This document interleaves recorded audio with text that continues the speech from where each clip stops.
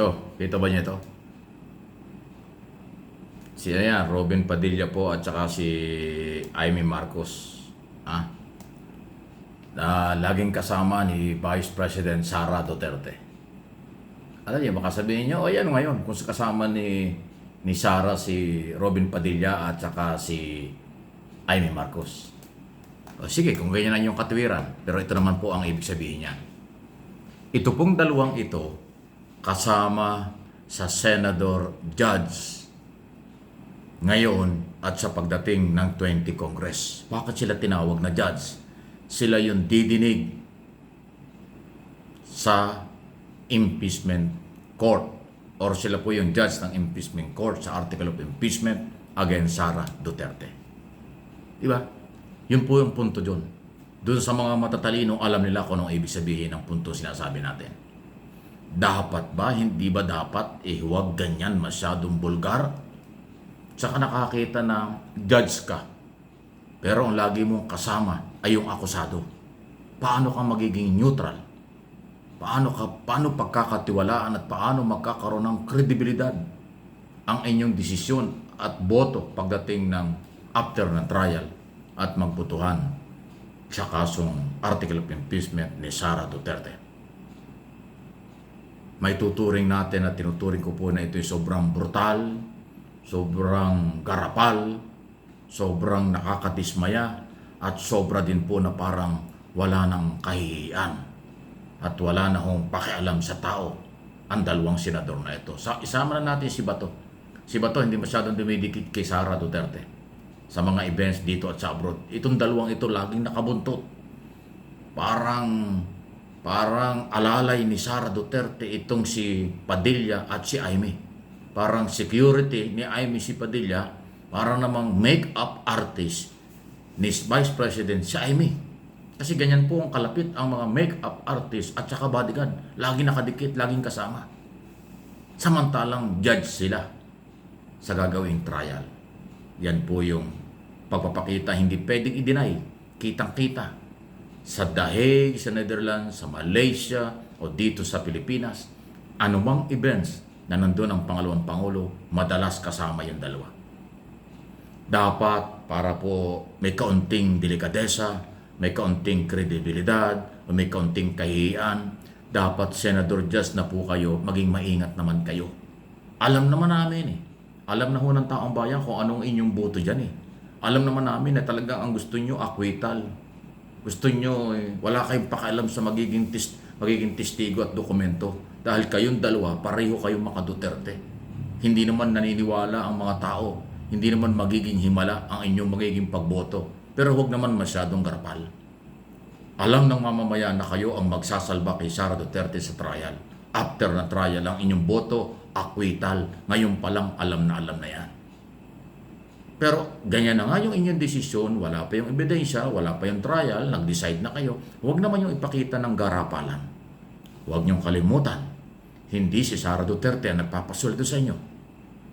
Hindi si Sara Duterte ang nagpapakain sa inyo o nagbibigay sa inyo ng lahat ng pangailangan ng inyong opisina. Pera ng bayan, buwis ng bayan, taong bayan, pro o anti Sara Duterte, pro o anti Marcos.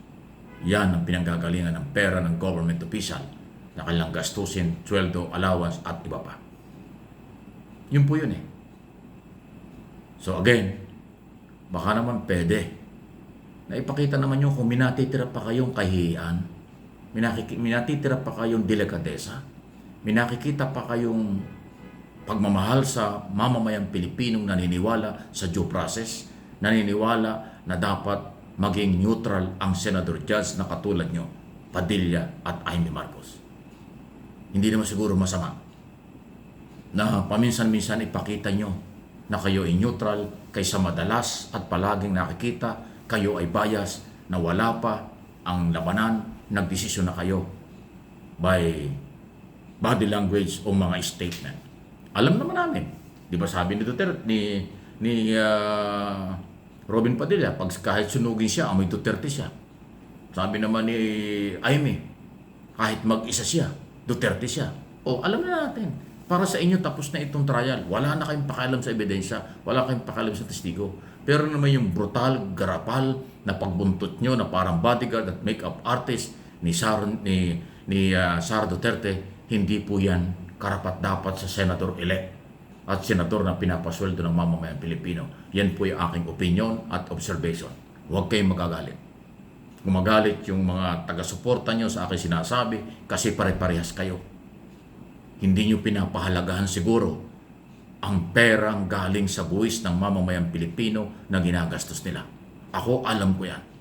Dahil lahat ng government official, elected, appointed, career official at kawal ng pamahalaan, pera ng bayan ang ginagastos sa kanila. Kaya may karapatan magtanong, mag-obserba, magbigay ng komentaryo, analysis at opinion ang kahit sino. Lalo na ang channel na ito at ang inyong lingkod. Kasi ako ay traditional media, political vlogger, alam ko yung kanilang obligasyon, pero baka nakakalimutan nila.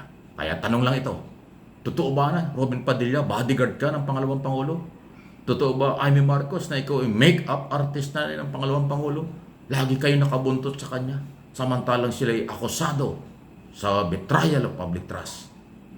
Paglabag sa mga batas, lalo na ang saligang batas, graft and corruption umano, pagmumura, pagtatago ng di umano'y malalaking mga pera sa bangko, at panunuhol sa mga government officials sa Department of Education, napakalala po ng paratang, akusasyon, testigo at dokumento na nakapaloob sa Article of Impeachment. Hindi po yan fake news yan. Ang magsasabing fake news, hindi nakakaintindi ng sitwasyon. Ang magsasabing fake itong aking sinasabi kasi kaalyado lang kayo ng inyong pinagtatanggol na katulad ni Sara Duterte, subject for trial, impeachable official bilang pangalawa sa pinakamataas na opisyal ng bansang ito. Ayun po yun. Please like, share, subscribe, and follow sa ating mga channel. Manatiling magtiwala, mag-abang, magsubaybay, huwag magsasawa. Dahil pag pinagsawaan natin ang kaganapan sa ating bansa, baka malingat kayo. Magtagumpay na ang masamang elemento at makasarili, mahirap yun. Huwag natin papayagang magtagumpay ang makasarili, makapili, dahil punong-puno sila ng paghihigante. Ngayon pa lang ho, yung kailang mga followers, lagi nagbabanta at nagsasabi, ang mga makamarkos at maka-administration, 3 taon na lang. Para bang ang feeling, pagka nanalo yung kanilang kandidato, sila na yung hari-hari, kanila na ang gobyerno. Yung kapal ng mukha nyo. Ang gobyerno ay sa mamamayang Pilipino. Hindi sa Marcos, hindi sa mga Duterte. Kahit na sino ang maging presidente ng ating bansa, ang presidente ay trabahante lang. Hindi siya ang may-ari ng gobyerno. Ang kanilang mga followers at mga taga-suporta, hindi rin sila ang may-ari ng gobyerno. Maaring bahagi lang.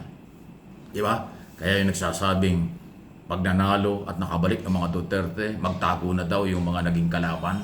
Yan ang madilim na inyong pangarap, madilim na inyong paghihigante na kailanman dapat hindi magtagumpay dahil labag sa batas ang pagbabanta.